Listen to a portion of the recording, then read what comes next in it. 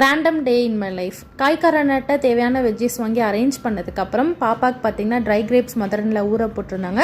அதையும் மேஷ் பண்ணி அவளுக்கு அந்த வாட்டரை கொடுத்தாச்சு. கான்ஸ்டிபேஷனுக்கு நல்லாவே ஒர்க் ஆகுது. வீட்டிலே ரெடி பண்ண ஹெல்த்தி மிக்ஸ் பவுடரில் கொஞ்சமாக கீ ஆட் பண்ணி என்னோட பேபிக்கு தோசை ப்ரிப்பேர் பண்ணி கொடுத்துருந்தேன். நாங்களும் ரெகுலராக ஹெல்த்தி மிக்ஸ் பவுடரில் ட்ரிங்க் குடிக்க ஸ்டார்ட் பண்ணியிருக்கோம். ஹெல்த்தி ட்ரிங்க் குடிச்சதுக்கப்புறம் மஷ்ரூம் செய்யலாம் அப்படின்னு சொல்லிட்டு வாஷ் பண்ணிட்டு இருக்கேன். ஃபர்ஸ்ட் நார்மல் வாட்டரில், லெமன் வாட்டரில், மறுபடியும் நார்மல் வாட்டரில் வாஷ் பண்ணி கட் பண்ணிட்டு அதுக்கப்புறம் கிரேவி செய்ய ஸ்டார்ட் பண்ணியாச்சு. இதே போல இவ்வளோ நாளா நீங்க எப்படி மஷ்ரூம் வாஷ் பண்ணீங்க அப்படின்றதையும் மறக்காம கமெண்ட்ல வந்து ஷேர் பண்ணுங்க. சும்மா சொல்லக்கூடாது, நல்ல டெக்ஸ்சரா நான்வெஜ் டேஸ்ட்ல மஷ்ரூம் கிரேவி வந்துருந்துச்சு. Lemon rice, potato fry, mushroom gravy வச்சு அன்னைக்கு லஞ்ச் சூப்பராகவே சாப்பிட்டோம்.